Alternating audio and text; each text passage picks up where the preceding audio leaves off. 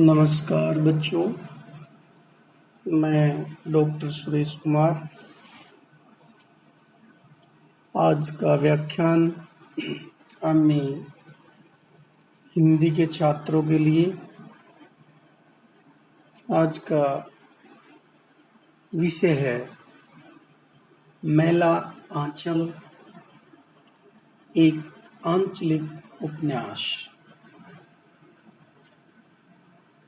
आंचलिक उपन्यास बच्चों, आंचलिक का अर्थ होता है अंचल से आंचलिक बना है, और अंचल का अर्थ है एक क्षेत्र, जनपद या एक भाग या देश का एक कोना। और आंचलिक उपन्यास से तात्पर्य है किसी एक जनपद या अंचल क्षेत्र का समग्र चित्रण करना, जिसमें समग्र चित्रण किया गया हो उपन्यास में, वो आंचलिक उपन्यास कहलाता है। तो बच्चों, हम शुरू करते हैं। फणीश्वर नाथ रेणु द्वारा रचित आंचलिक उपन्यास मैला आंचल। मैला आंचल हिंदी के आंचलिक उपन्यासों में सर्वश्रेष्ठ माना जाता है। फणीश्वर नाथ रेणु द्वारा 1954 में इसकी रचना हिंदी उपन्यास के इतिहास में उतनी ही क्रांतिकारी घटना है जितनी 1936 ईस्वी में प्रेमचंद द्वारा गोदान की रचना। यद्यपि देहाती दुनिया जैसे कुछ उपन्यासों में आंचलिकता की गंध पहले भी महसूस की गई थी, किंतु मैला आंचल के प्रकाशन के साथ ही आंचलिक उपन्यास की परंपरा घोषित रूप से आरंभ हुई। स्वयं रेणु ने उपन्यास के प्राक्तन में इसे आंचलिक उपन्यास के रूप में पेश किया है। वे लिखते हैं, यह मैला आंचल एक आंचलिक उपन्यास कथानक है। पूर्णिया मैंने इसके एक हिस्से के एक ही गांव को पिछड़े गांव का प्रतीक मानकर इस उपन्यास कथा का क्षेत्र बनाया। पूर्णिया बच्चों बिहार में है, और ये बिहार का एक जिला है।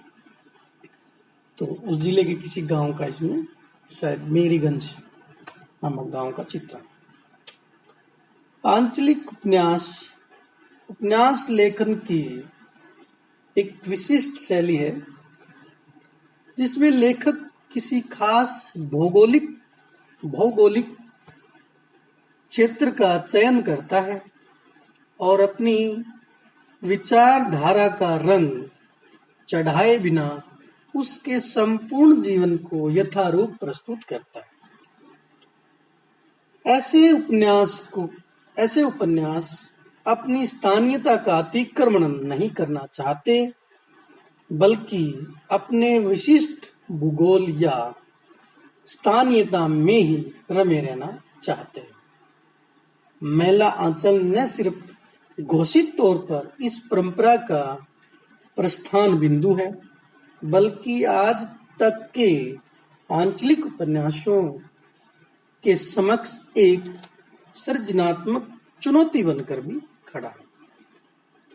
आंचलिक उपन्यास की मूलभूत विशेषता होती है कि उसमें कोई व्यक्ति नायक नहीं होता, बल्कि कथा क्षेत्र या अंचल ही नायकत्व धारण करता है। मैला आंचल में यही हुआ है। इसमें लगभग 256 मानवीय चरित्र हैं। हो सकता है संख्या ऊपर नीचे हो बच्चों। मेरे हिसाब से 256 है। किंतु उनमें से एक भी ऐसा नहीं है जिसे नायक माना जा सके। सभी चरित्र परस्पर मिलकर अंचल के ही जटिल व संश्लिष्ट चरित्र को उभारते हैं। जैसे प्रशांत, कालीचरण और बावनदास जैसे कुछ चरित्र प्रभावशाली प्रतीत होते हैं, किंतु संपूर्ण अंचल या मेरीगंज की तुलना में वे कमजोर ही प्रतीत होते हैं। आंचलिक उपन्यास का लेखक अंचल के समस्त यथार्थ को उभारता है। यथार्थ का चयनात्मक प्रक्षेपण नहीं करता। उसमें सामाजिक, आर्थिक, भौगोलिक, सांस्कृतिक, राजनीतिक सभी पक्ष आते हैं और वे सुख दुख के उसी अनुपात में आते हैं जो कि वास्तविक जीवन में होता है। रेणु जी ने भी मेरीगंज की दुनिया के हर पक्ष को बखूबी चित्रित किया है। सामाजिक पक्ष के अंतर्गत उन्होंने जातिवाद, अशिक्षा, अंधविश्वास, धार्मिक भ्रष्टाचार जैसे मुद्दे उठाए हैं और आर्थिक पक्ष में किसानों की गरीबी व जमींदारों का शोषण दिखाया। तो राजनीतिक पक्ष में उस समय के सभी दलों जैसे कांग्रेस, सोशलिस्ट पार्टी, जनसंघ आदि के आंतरिक स्वरूप को उभार कर रख दिया। खास बात यह है कि रेणु अपनी समाजवादी विचारधारा को थोपने के मोह से बचे हैं। यदि वे समाजवादी मूल्यों को आधार बनाते तो पूरा खतरा था कि दुख ज्यादा दिखते और सुख कम, आर्थिक पक्ष ज्यादा हावी होता और सामाजिक राजनीतिक कम। सोशलिस्ट पार्टी की प्रशंसा होती है और बाकी दलों की बुराई। रेणु ने तटस्थता बनाए रखते हुए यथार्थ के दुखात्मक व सुखात्मक दोनों पक्षों का ईमानदारी से चित्रण किया है। वे स्वयं भूमिका में अपनी तटस्थता की घोषणा इस प्रकार करते हैं, इसमें फूल भी हैं, सूल भी, धूल भी है, गुलाब भी, कीचड़ भी है, चंदन भी और सुंदरता भी है, परुखता भी। मैं किसी से दामन बचाकर निकल नहीं पाया। कथा की सारी अच्छाइयों और बुराइयों के साथ साहित्य की दहलीज पर आ खड़ा हुआ हूं। पता नहीं अच्छा किया या बुरा। ये रेणु जी के शब्द थे। सफल आंचलिक उपन्यासों में भौगोलिक वर्णनों का काफी महत्व होता है। लेखक अंचल के भूगोल का वर्णन इतनी सूक्ष्मता के साथ करना चाहता है कि पाठक की आंखों में अंचल का नक्शा आ जाए, खिंच जाए। रेणु इस मायने में अत्यंत सफल रहे। उन्होंने मेरीगंज तक पहुंचने का रास्ता शुरू में ही विस्तार से बताया। जैसे मेरीगंज रौतहट स्टेशन से 7 कोस पूरब बूढ़ी कोशी को पार करके जाना होता। वंध्या धरती का विशाल अंचल, कोस भर मैदान पार करने के बाद पूरब की ओर काला जंगल दिखाई पड़ता है। वही मेरीगंज की कोठी। मेरीगंज तक पहुंचने के बाद लेखक गांव के आंतरिक भूगोल का भी पर्याप्त परिचय देता है ताकि पाठक उसकी मुकम्मल पहचान हो जाए। वे लिखते हैं, मेरीगंज एक बड़ा गांव है। गांव के पूरब एक धारा है जिसे कमला नदी कहते हैं। बरसात में कमला भर जाती है, बाकी मौसम में बड़े बड़े गड्ढों में पानी भरा रहता है। रौतहट स्टेशन से हलवाही और परचून की दुकानें आती हैं। मेला आंचल की सबसे बड़ी विशेषता मेरीगंज के विशिष्ट सांस्कृतिक वर्णनों तथा आंचलिक शब्दावली के प्रयोग में निहित है।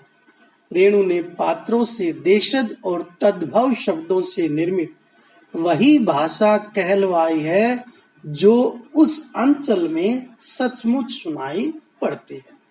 इसलिए इसमें कन्या, गम गम, घमाघम, हारमोनिया, भैंस चरमन, मिटिन, टिकिस, हालुमान, आचारज, जेहल इत्यादि शब्द प्रयुक्त हुए।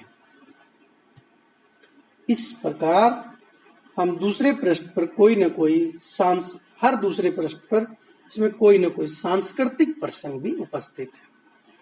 कभी विदापत नृत्य, कभी सुरंगा सदाब्रिज की कहानी, कभी भौजिया के गीत, तो कभी जाट जट्टिन का खेल, ऐसे ही कुछ प्रसंग दृष्टव्य है।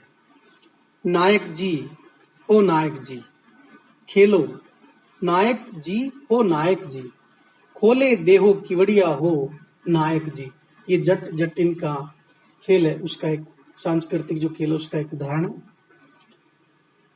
हथवा रंगाए सैया, देहरी बैठाई गईले, फिर हूँ ने लिहले उदेश रे भौजिया। ये भौजिया ने इसमें गीत गाया था, जो सांस्कृतिक गीत वो है। याद जो आवे है प्यारी तोहरी सुरतिया से, साले करिज्वा में तीर जी।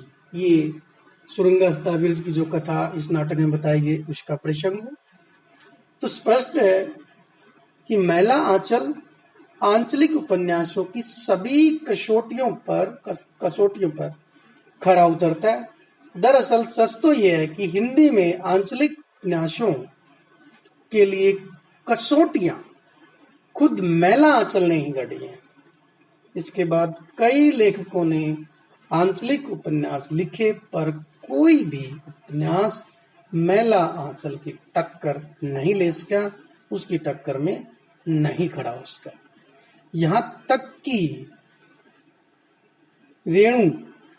फणीश्वरनाथ रेणु द्वारा रचित 1957 में आंचलिक उपन्यास परती परी कथा भी इसके सामने फीका हो गया, फीका नजर आया। इस दृष्टि से कहा जा सकता है कि हिंदी की आंचलिक उपन्यास परंपरा में रेणु जी का वही स्थान है जो पश्चिमी साहित्य में वहां के सबसे सफल आंचलिक उपन्यासकारों जैसे मारिया एजवर्ड, टॉमस हार्डी व फॉकनर इत्यादि का। नमस्कार बच्चों, ये था आंचलिक उपन्यास का परिचय। अगला प्रश्न हम अगली ऑडियो में करेंगे।